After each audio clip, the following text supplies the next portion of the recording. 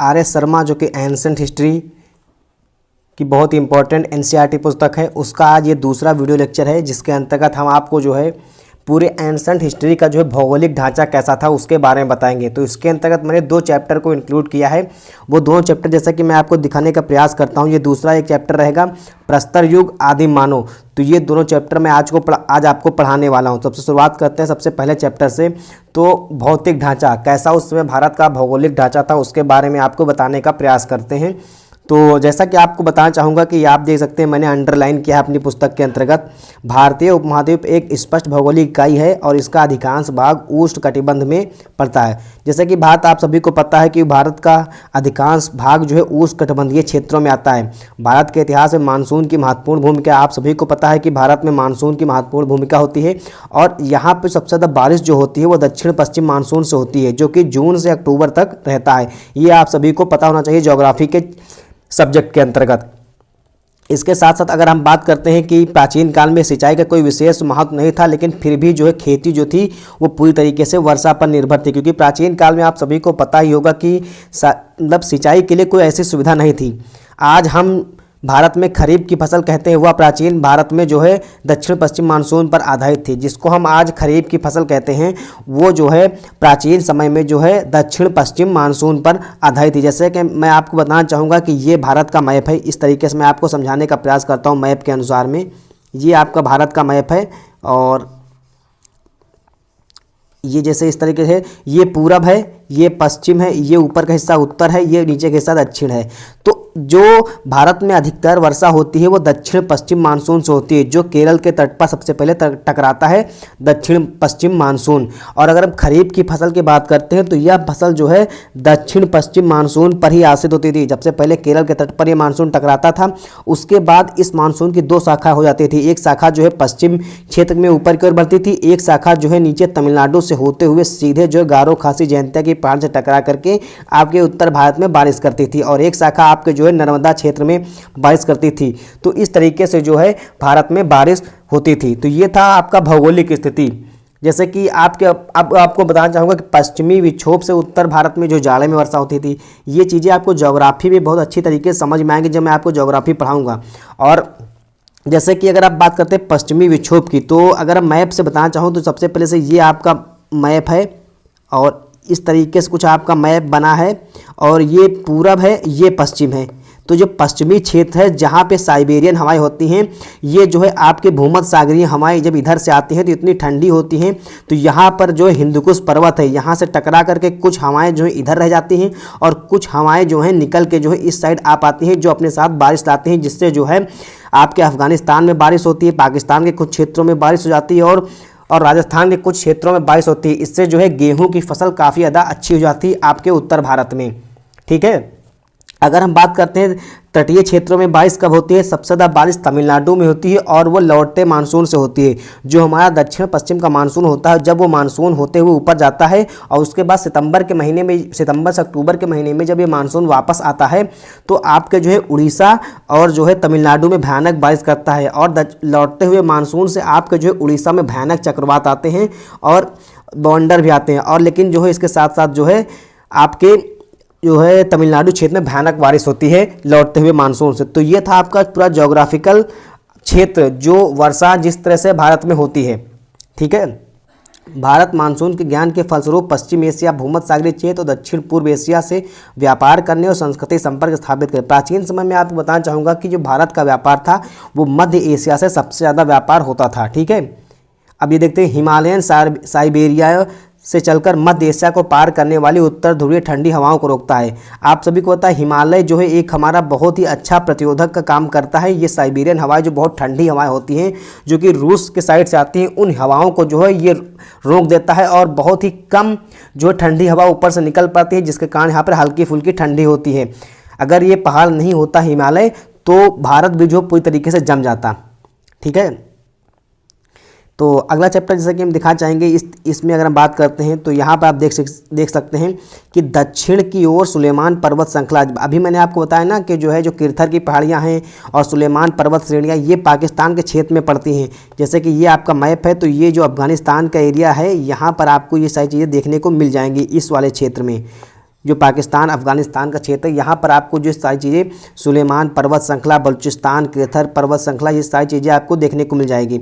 बोलन दर्रा, यहाँ से जो है बहुत सारे लड़ाके लोग इसी दर्रे से प्रवेश किए हैं भारत के अंतर्गत, ठीक है। तो ये काफ़ी आवागमन का काफ़ी अच्छा मार्ग था प्रागैतिहासिक काल के अंतर्गत, ठीक है।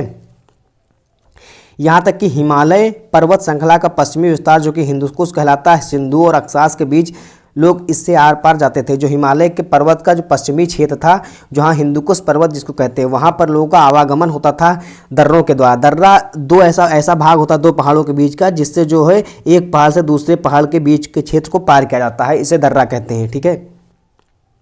हिमालय में ही कश्मीर और नेपाल की उपत्यकाएं हैं। कश्मीर की घाटी चारों ओर से ऊंचे ऊंचे पहाड़ों से घिरी है। ये आप सभी को पता है कि कश्मीर घाटी एक ऐसी घाटी है जिसको सबसे सुंदर घाटी माना जाता है पूरे भारत में, और इसमें बहुत ही ऊंचे ऊंचे पहाड़ हैं और पूरा जो शहर है वो एक घाटी में बसा हुआ है, ठीक है। तो ये चीज़ें हैं आपको देखने को मिल जाएंगी। मिट्टी की अगर बात करते हैं तो मैदानों की कछारी मिट्टी में पनपे घने जंगलों की अपेक्षा हिमालय की तराई के जंगलों को साफ करना आसान था। जैसे कि आपको पता होगा कि क्यों ऐसा था। जैसे जो पठारी क्षेत्र थे और पहाड़ी क्षेत्र वो इतने कंकड़ और पथरील थे कि उनको साफ करना आसान नहीं था। खेती योग्य भूमि वहीं होगी जहाँ पर मिट्टी उपजाऊ होगी और खेती मतलब जोताई के योग्य होगी। अगर कछारी मिट्टी होगी और जोताई के योग्य नहीं होगी तो वहाँ पर फाल वाले हल का प्रयोग कर पाना कठिन था, क्योंकि उस समय जो है लोहे के हलों का प्रयोग तो होता नहीं था प्राचीन काल में, तो फाल वाले हलों का ही प्रयोग होता था। इसलिए जो है गंगा के जो तराई क्षेत्र वहाँ पर जो है खेती करना काफ़ी ज़्यादा अच्छा था। जैसे कि आप देख सकते हैं इसमें पुरानी ज़माने में कैसे खेती की जाती थी, ठीक है। इसी तरह से खेती होती थी। जो हम पश्चिम से पूरब की ओर बढ़ते हैं तो पाते हैं कि वार्षिक वृष्टिमान क्रमशः 25 सेंटीमीटर से बढ़ते बढ़ते 250 सेंटीमीटर तक पहुंच जाता है। ये वर्षा का क्षेत्र जैसे जैसे हम जो है पूरब से पश्चिम की ओर बढ़ते हैं वैसे वैसे जो है वर्षा का सेंटीमीटर जो है बढ़ता जाता है। आगे की बात करते हैं तो गेहूं और जौ की उपज होती थी। जैसे सिंधु और गंगा के पश्चिमी क्षेत्र मैदानों में मुख्यतः गेहूं और जौ की उपज होती थी। जो गेहूं और जौ के सबसे पहले जो साक्ष्य मिले हैं वो आपको मेहरगढ़ से देखने को मिल जाएंगे, जो कि जो है अफगानिस्तान के क्षेत्र में पड़ता है। तो वहाँ पर जो मुख्यतः सिंधु का जो पश्चिमी क्षेत्र था वहाँ पर गेहूँ और जौ की सबसे ज़्यादा उपज होती थी। आगे जब मैं सिंधु घाटी सभ्यता पढ़ाऊँगा तो वहाँ आपको मैं ज़रूर से ज़रूर बताऊँगा। चावल जो है गुजरात और विंध्य पर्वत के दक्षिण के लोगों का मुख्य भोजन था। जैसे कि आपको पता होगा कि चावल जो है दक्षिण में सबसे ज़्यादा प्रयोग होता था। हड़प्पा संस्कृति का उद्भव विकास सिंधु घाटी में हुआ। वैदिक संस्कृति का उद्भव पश्चिमी उत्तर प्रदेश और पंजाब में हुआ था, ठीक है।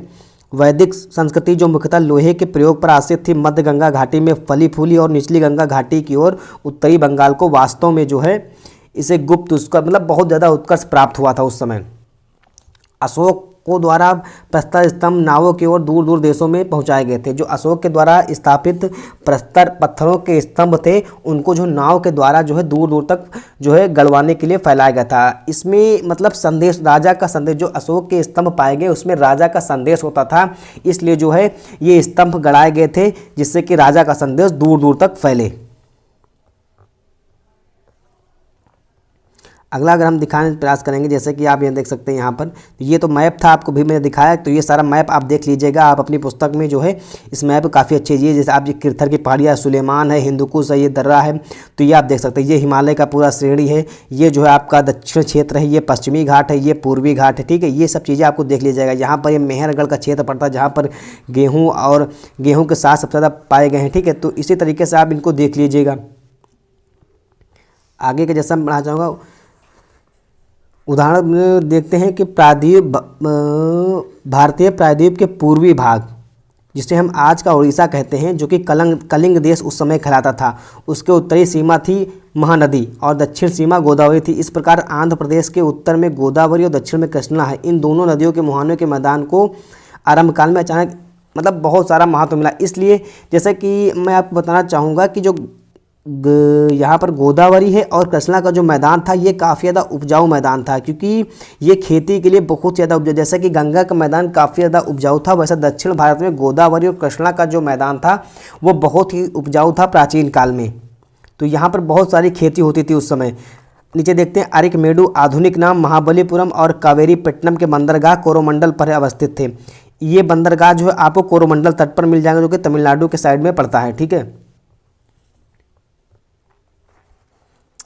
एक और बादामी के चालुक्यों और राष्ट्रकूटों को तुंगभद्रा नदी के दक्षिण में अपनी सत्ता फैलाने में कठिनाई हुई, तो दूसरी ओर पल्लवों और चोलों को इस नदी के उत्तर में राज विस्तार करने में मतलब बहुत ज़्यादा कठिनाई हुई। ऐसा क्यों? जैसा कि आपको पता हो कि ऊपरी क्षेत्र में कृष्णा नदी थी और दक्षिण में तुंगभद्रा नदी थी।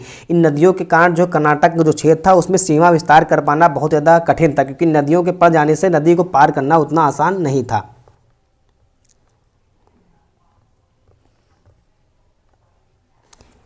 अब यहाँ पर देखते हैं जैसे कि ये आपको इस खेतरी के तांबे की खाने, ये खेतरी के तांबे खाने आपको राजस्थान में मिल जाएंगी। सबसे ज़्यादा फेमस, सबसे ज़्यादा तांबा जो है यहीं से निकाला जाता था प्राचीन काल में। तांबे के साथ सबसे ज़्यादा जो है खेतड़ी, जो कि राजस्थान में स्थित है, वहाँ से पाए गए हैं। जो भी चीज़ें मैंने अंडरलाइन की, इसको आप जो है बहुत ही अच्छी तरीके से अंडरलाइन कर लीजिए अपनी पुस्तक के अंदर, काफ़ी इंपॉर्टेंट चीज़ें हैं। ठीक है, आने जब चैप्टर में अच्छे से पढ़ाऊँगा जो कि सिंधु सभ्यता है, उसमें सारी चीज़ें आपको समझ में आ जाएंगी। तो ये आप देख सकते हैं पूर्वी भाग का जो ज़्यादातर विंध्य पर्वत से घिरा है, गुप्त वंश के समय में ऐतिहासिक महत्व का था। जैसे कि आपको पता होगा जो गुप्त काल था, गुप्त काल में जो पूर्वी भाग था बहुत ज़्यादा उत्कर्ष वाला काल था।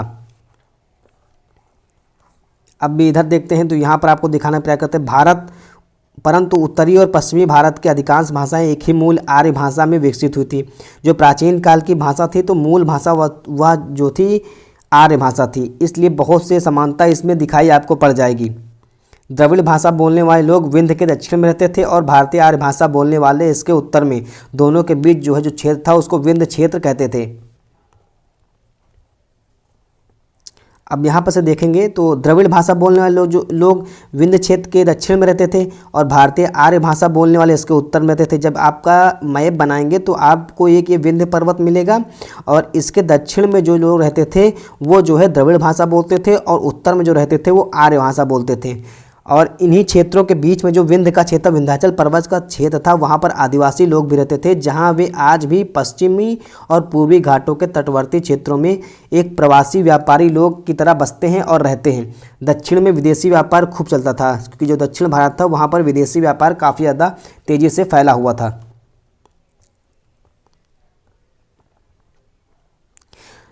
अगर बात करते हैं ईंटों का प्रयोग, तो प्राचीन काल में पकाई हुई ईंटों का अधिक इस्तेमाल नहीं होता था। लकड़ी के मकान, लकड़कोट बनाए जाते थे। इन्हें अवशेष पाटलिपुत्र में मिले हैं, जहां देश की पहली प्रमुख राजधानी स्थापित की गई थी।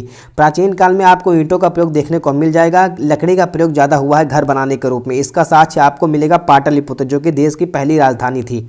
ठीक है, तांबा, अगर हम बात करें तांबा देश में व्यापक रूप में बिखरा हुआ। तांबे की परम संबद्ध खानें छोटा नागपुर के पठार में, विशेषकर सिंहभूम जिले में पाई जाती थी। तांबे की यह पट्टी 130 किलोमीटर लंबी, और पता चलता है कि प्राचीन काल में यहाँ से तांबा निकाला जाता था। तांबे के औजारों के इस्तेमाल से जो हमें उस काल में पता चलता है कि तांबे का इस्तेमाल होता था। बिहार के सबसे पुराने निवासियों ने सिंहभूमि और हजारीबाग के तांबे के इन खानों का उपयोग किया है। दक्षिण बिहार और मध्य प्रदेश के कुछ क्षेत्रों में तांबे के बहुत से औजार मिले हैं। तांबे के विपुल सबसे ज़्यादा भंडार आपको अभी मैंने बताया ना, राजस्थान के खेतरी में आपको देखने को मिल जाएंगे। तांबा उपयोग में लाई गई पहली धातु थी, इसीलिए हिंदू इस धातु को पवित्र मानने लगे और ताम्रपत्रों में धार्मिक अनुष्ठानों में इसका जो है प्रयोग सबसे ज़्यादा होने लगा तांबे का। तांबे और टिन को मिलाने से ही कांसा बनता है। जैसे कि आपको पता है कि तांबा और टिन जब मिलाएंगे तो एक धातु बनती है, जिसे हम कांसा कहते हैं। इसलिए हमें प्रागैतिहासिक काल की कांस्य वस्तुएं अधिक नहीं मिलती। हड़प्पा संस्कृति के लोग संभवतः राजस्थान से कुछ टिन प्राप्त करते थे, परंतु वे टिन का आयात मुख्यतः अफगानिस्तान से करते थे और वह सीमित मात्रा में थी। तो हड़प्पा सभ्यता में आपको कांसे की धातु सबसे ज़्यादा दिखाई मिलती हैं। ये आपका भारत का मैप था उस समय का, जिसमें आपको दिखाया गया कि तांबे और लौह अयस्क का क्षेत्र कहाँ कहाँ पर उस समय था। आगे के हम अगर टॉपिक की बात करते हैं तो किस तरीके से इसमें समझाया गया है, तो सारी चीज़ें आपको काफ़ी अच्छी समझ में आएंगी। अब बात करते हैं आंध्र प्रदेश की। आंध्र प्रदेश में सीसा भी मिलता है। यही कारण है कि ईसा के 2 आरंभिक सदियों में आंध्र और महाराष्ट्र में कुछ हिस्सों पर शासन करने वाले सातवाहनों ने बड़ी संख्या में सीसे के सिक्के जारी किए थे। सीसा राजस्थान के जोवार से भी प्राप्त किया था। ठीक है, सीसे के सिक्के आपको देखने को मिल जाएंगे सातवाहनों के काल में। हमारे देश में सबसे पहले सिक्के चले थे जिन्हें पंचमार्क या आहत सिक्के कहते हैं। ये आपका सबसे ज़्यादा इंपॉर्टेंट क्वेश्चन है, इसको कई बार एग्जाम में पूछा गया है कि आहत सिक्के किसे कहते हैं। तो पंचमार्क जिन्हें आहत सिक्के कहते हैं, मुख्यतः ये सिक्के चांदी के होते थे। ये क्वेश्चन पूछ सकता है कि जो आहत सिक्के थे वो किसके बने हुए थे। देश में धातु बहुत ही कम मिलती थी। प्राचीन काल में मुंगेर जिले की खड़गपुर पहाड़ियों में चांदी के खाने मौजूद थी। अकबर के समय तक इन खानों के उल्लेख मिलते हैं। यही कारण है कि बिहार में मिले सबसे पुराने आहत सिक्के चांदी के सिक्के थे। ठीक है। प्रचुर स्वर्ण कण नदी धाराओं से बने जमाओं से चुने जाते थे, जहां वे हिमालय से जल धाराओं में बहकर मैदानों में आते थे। ऐसे जमाओं को प्लेसर्स कहते हैं।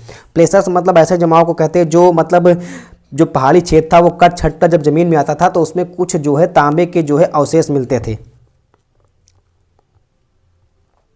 तो ये चैप्टर आपका समाप्त हुआ। जब जो चैप्टर मैंने बताया है भौगोलिक क्षेत्र, तो इसमें काफ़ी चीज़ें आपके लिए लायक थी और जो ज़्यादा इंपॉर्टेंट नहीं, लेकिन कुछ चीज़ें इंपॉर्टेंट, जैसे कि ये मतलब एक समरी है। जैसे कि इंपॉर्टेंट है कि जो खेतड़ी किस क्षेत्र में पड़ता है, तांबे का प्रयोग सबसे ज़्यादा उत्पादन कहाँ होता था, ठीक है, धातु कौन से, कांसा की धातु किस तरीके से बनी, ये सारी चीज़ें आपको सीखने को मिल जाएगी। पंचमार्क सिक्के किनको कहते हैं, तो ये चीज़ें आपको इस वीडियो के अंदर देखने को मिलेगी। जो हमारा अगला चैप्टर है प्रस्तर युग, आदिम मानव, इसको हम जो है प्रस्तर युग या पुरापाषाण काल के रूप में भी जानते हैं, जिसमें पत्थर युगीन सभ्यता थी। पुरापाषाण, पेलियोलिथिक या आखेटक और खाद्य संग्राहक, ये युग बहुत ज़्यादा इंपॉर्टेंट है। पृथ्वी 400 करोड़ वर्षों से अधिक पुरानी, ये सभी को पता है कि जो हमारी पृथ्वी है 400 करोड़ से अधिक से पुरानी है। इसकी परत के विकास से 4 अवस्थाएं प्रकट हुई हैं। चौथी अवस्था चतुर्थी क्वार्टरनी कहलाती है, जिसके 2 भाग हैं, अतिनूतन जिसको प्लाइस्टोसीन और अद्यतन जिसको होलोसीन कहते हैं। पहला दूसरे से पूर्व 20 लाख और 10,000 वर्ष के बीच था और दूसरा आज से लगभग 10,000 वर्ष पहले शुरू हुआ था। तो ये सारी चीज़ें आपको देखने को मिलेंगी पुरापाषाण युग के अंतर्गत। ये पुरापाषाण युग के आपको औजार देखने को मिल जाएंगे, किस तरीके के औजार थे पुरापाषाण काल में लोग इस्तेमाल करते थे। भारत में आदिम मानव पत्थर के अनगढ़ और अपरिष्कृत औजारों का इस्तेमाल करता था और ऐसे औजार सिंधु, गंगा और यमुना के कछारी मैदानों को छोड़ सारे देश में पाए गए हैं। जो प्राचीन मानव था वो पत्थर के औजारों का प्रयोग करता था और ऐसे औजारों के साथ आपको जो है सिंधु नदी और गंगा नदी के कछारी क्षेत्रों में जो तराई क्षेत्र है वहाँ पर आपको देखने को मिल जाएगा। ठीक है, ये काफ़ी पुराना साल है। और अब तक भारत की पुरापाषाण युगीन सभ्यता का विकास प्लाइस्टोसीन काल या हिम युग में हुआ था। यद्यपि पत्थर के औजारों के साथ मानव अवशेष जो अफ्रीका में मिले हैं वे 26 लाख वर्ष पुराने हैं। तथापि यदि हम भारत में मिली बोरी की सामग्री को छोड़ दें तो पत्थर के औजारों से स्पष्टता लक्षित मानव की प्रथम उपस्थिति मध्य प्लाइस्टोसीन अर्थात 5 लाख वर्ष से पूर्व की नहीं ठहरती। प्लाइस्टोसीन काल में पृथ्वी की सतह का बहुत अधिक भाग, खासकर अधिक ऊंचाई पर और उसके आसपास के स्थान बर्फ की चादर से ढका रहता था, किंतु पर्वतों को छोड़ उष्णकटिबंधीय क्षेत्र बर्फ से मुक्त था, बल्कि वहाँ दीर्घकाल तक भारी वर्षा जमी रहती थी। जो हमारा प्राचीन काल था वो बर्फ़ से ढका हुआ काल था। जो प्लाइस्टोसीन काल था वो बर्फ़ से ढका हुआ था और उस समय जो है मतलब इतनी ज़्यादा जानकारी लोगों के बीच में नहीं थी। अभी बहुत ही प्राचीन काल की बात है। इसलिए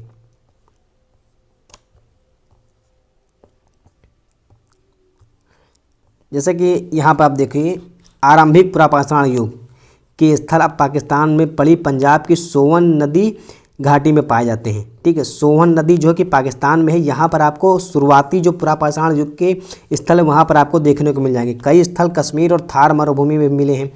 जो पुरापाषाण युग है उसके कई स्थल आपको जो है पाकिस्तान में मिल जाएंगे और कई स्थल आपको कश्मीर की मरुभूमि में भी देखने को मिल जाएंगे।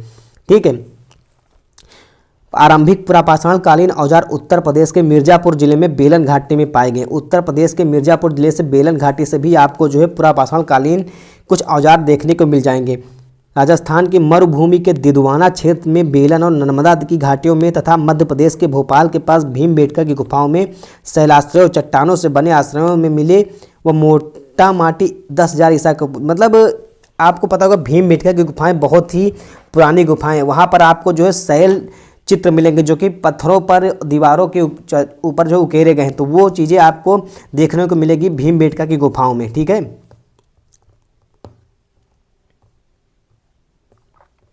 इधर देखते हैं विश्वव्यापी संदर्भ में इसकी 2 विशेषताएं हैं। नए चकमक उद्योग की स्थापना, आधुनिक प्रारूप के मानव होमोसेपियंस का उदय। भारत में फलकों और तक्षणियों, ब्लेड्स और ब्यूरन्स का इस्तेमाल देखा जाता है जो आंध्र, कर्नाटक, महाराष्ट्र, केंद्रीय मध्य प्रदेश, दक्षिणी उत्तर प्रदेश, बिहार के पठार में और उनके इर्द गिर्द पाए गए। ऊपरी पुरापाषाणी अवस्था के मानवों के उपयोग के लायक गुफाएं और शैलाश्रय भोपाल से दक्षिण में 40 किलोमीटर दूर भीमबेटका में मिले हैं। इधर भी अगर आपको दिखाएं तो ये मध्य पाषाण काल अगर दिखाते हैं, मध्य पाषाण काल मीसोलिथिक युग या आर्किटेक्ट या पशुपालक। मध्य पाषाण काल जो ऐसा युग था जहाँ पर खेती भी होने लगी थी और पशु भी पाले जाते थे। तो प्रस्तर युगीन संस्कृति में 9000 ईसा पूर्व में एक मध्यवर्ती अवस्था आई जो मध्य पाषाण युग कहलाती है। यह पूरा पाषाण युग और नव पाषाण युग के बीच का काल था। ठीक, मध्य पाषाण युग के लोग शिकार करके, मछली पकड़कर और खाद्य वस्तुएं बटोर कर पेट भरते थे।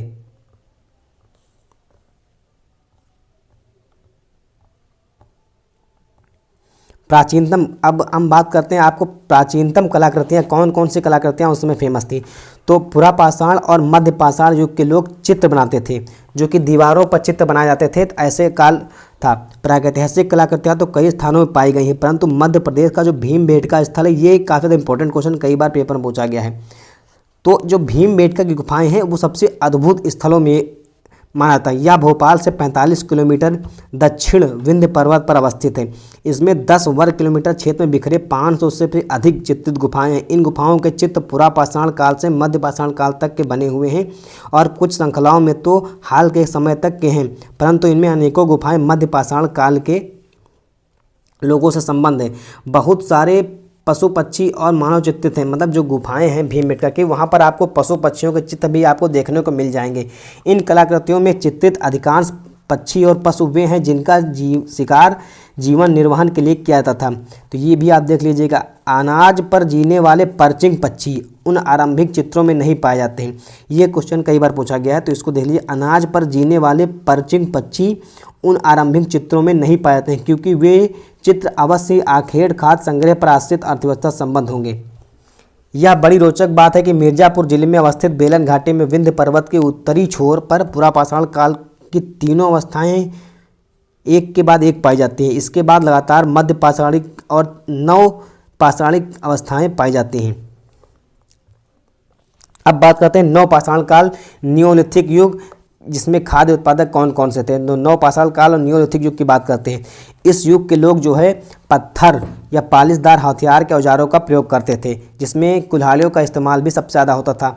ठीक है, नियोलिथिक या नव पाषाण काल में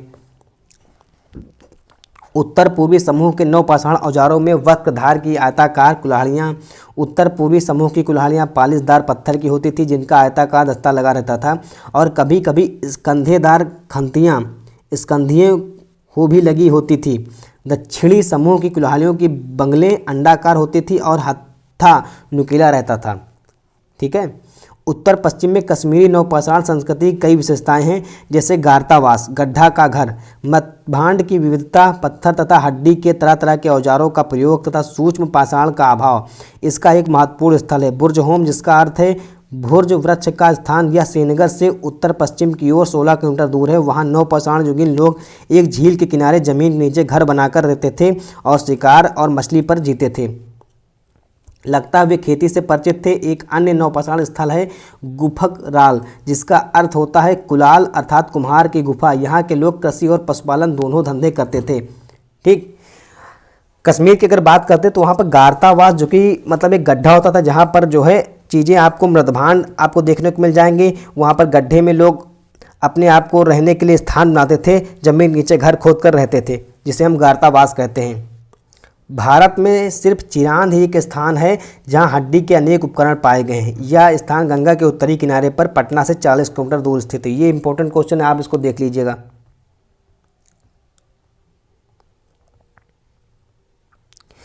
बुर्ज होम के लोग रुखड़े धूसर मदभांडों का प्रयोग करते थे। यह रोचक बात है कि यहाँ कब्रों में पालतू कुत्ते भी अपने मालिकों के शवों के साथ दफनाए जाते थे। पालतू कुत्तों को उनके मालिकों की कब्रों में दफनाने की प्रथा भारत के अन्य किसी भी भाग में नवपाषाण युग के लोगों में शायद नहीं थी। जो प्राचीन काल में बुर्ज होम था, वहाँ पर जो कब्रें थी, वहाँ पर जो अपने मालिक को भी दफनाने की प्रथा काफ़ी ज़्यादा चलती थी। तो साथ में जो है मालिकों को दफना दिया जाता था वहाँ पर बुर्ज होम में।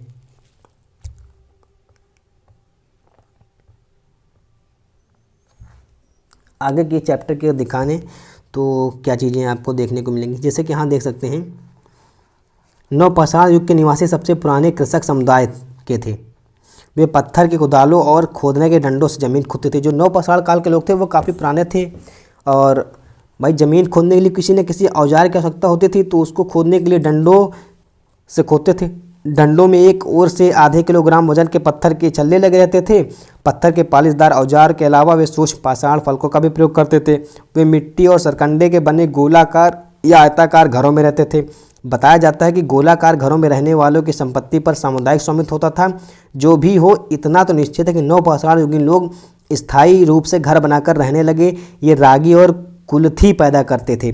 मेहरगढ़ में बसने वाले नवपाषाण युग के लोग अधिक उन्नत थे। वे गेहूं, जौ और रुई उपजाते थे और कच्ची ईंटों के घरों में रहते थे। अभी मैंने आपको बताया ना, मेहरगढ़ में सबसे पहले जो है साक्ष्य मिले हैं अनाज के।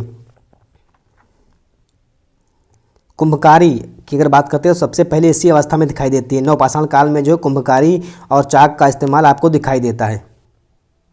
तो इस तरीके से चैप्टर मैंने आपको पढ़ा दिया है। काफ़ी इंपॉर्टेंट चैप्टर, जो भी चीज़ें मैंने जो है अंडरलाइन की हैं उन चीज़ों को एक बार आप ज़रूर से ज़रूर देख लीजिएगा। और जैसे कुछ इंपॉर्टेंट चीज़ें आपको इसमें देखने को मिल जाएगी, जैसे भीमबेटका की गुफा है, बुर्ज होम है, गारतावास, चिरांद, मेहरगढ़, और ये सारे क्षेत्र आप एक बार इसको ज़रूर से ज़रूर देख लीजिएगा। एक बार मैं इसको बताने का प्रयास सरसरी में दिखाने का प्रयास करता हूँ। जैसे कि भौगोलिक ढांचा है, तो इसके अंतर्गत मैंने आपको बताया ना कि क्या क्या चीज़ें उसमें भारत में भौगोलिक परिवेश किस तरीके से था। तो ये आप बहुत ही इंपॉर्टेंट आप सभी के लिए, गंगा का मैदान आपके लिए इंपॉर्टेंट हो जाएगा। इसके साथ साथ आपको जो दक्षिण में जो है कृष्णा गोदावरी का मैदान था वो भी आपके लिए काफ़ी ज़्यादा इंपॉर्टेंट है, उसको भी आप अच्छे से पढ़ लीजिएगा। और इसके साथ साथ जो है खेतड़ी, जो कि तांबे की खेती के लिए, तांबे की खदानों के लिए फेमस था, ठीक है, उसको भी आप देख लीजिएगा। आर्य, जो प्राचीन इतिहास था उसमें आर्य भाषा सबसे ज़्यादा प्रमुख थी, ठीक। दक्षिण भारत के लोग द्रविड़ बोलते थे और उत्तर भारत के लोग आर्य भाषा का प्रयोग करते थे। तो ये भी आप एक बार इसको अच्छे से पढ़ लीजिएगा। तांबे की मैंने अभी बताया ना, खदानें काफ़ी ज़्यादा फेमस थी खेतड़ी में। और जो सिंह भूमि था बिहार में, वहाँ पर झारखंड के साइड वहाँ पर भी तांबे की जो है औजार मिले हैं, इसलिए उस क्षेत्र को भी आप अच्छे से देख लीजिएगा। वो भी अभी काफ़ी ज़्यादा इंपॉर्टेंट क्षेत्र है। आहत सिक्के, पंचमार्ग सिक्के जो कि चांदी के बने होते थे, ये भी इंपॉर्टेंट है, आप इसको भी एक बार अच्छे से पढ़ लीजिएगा। पुरापाषाण काल, जिसे हम पैलियोलिथिक काल कहते हैं, ये भी काफ़ी ज़्यादा इंपॉर्टेंट काल है आप सभी के लिए। इसमें पत्थर के औजारों का इस्तेमाल होता था जो काफ़ी ज़्यादा नुकीले नहीं थे। और इसके बाद अगर हम बात आपको बताने का प्रयास करें, आरंभिक पुरापाषाण युग था वो, उसके साथ आपको काफ़ी ज़्यादा क्षेत्रों में देखने को मिल जाएगा। नर्मदा घाटी क्षेत्र में देखने को मिल जाएगा, ठीक है। सोहन नदी जो कि पाकिस्तान में पड़ता है, वहाँ पर आपको उसके साथ देखने को मिल जाएंगे, ठीक। भीमबेटका की गुफाएँ काफ़ी ज़्यादा इंपॉर्टेंट हैं जो कि मध्य प्रदेश में स्थित हैं। और अगर बात करते हैं मध्य पाषाण काल, तो इसमें जो पशुपालन सबसे ज़्यादा प्रमुख था। तो इसको अभी आप देख लीजिए कि किस काल में पशुपालन सबसे ज़्यादा फेमस था, ठीक है। प्राचीन कलाकृतियाँ में आपको मध्य प्रदेश की भीमबेटका गुफा सबसे ज़्यादा इंपॉर्टेंट टॉपिक है। नवपाषाण काल के अंतर्गत जो हथियारों का प्रयोग होता था जो काफ़ी नुकीले थे, अच्छे थे। गारतावास जो कि कश्मीर में स्थित है, उस स्थल के बारे में आपको जानकारी मिल जाएगी। इसके साथ साथ जो है बुर्ज होम, जहाँ पर जो शवों को दफनाया जाता था अपने मालिक के साथ, उसमें कुत्ते को दफना देते थे। और मेहरगढ़ भी इम्पोर्टेंट चीज़ है, क्षेत्र है जहाँ पर जो सबसे पहले जो खेती के साक्ष्य देखने को मिले थे। तो ये सारी चीज़ें आपको इसमें भौगोलिक ढांचा और प्रस्तर युग, जिसको मध्य पाषाण काल, नवपाषाण काल और आद्य पाषाण काल भी कहते हैं, ये 3 भागों में बांटकर मैंने आपको पढ़ा दिया है। इसके आपको शॉर्ट नोट मिल जाएंगे। आप मेरे चैनल को सब्सक्राइब कर दीजिए, वीडियो को लाइक कर दीजिए। जय हिंद, वंदे मातरम।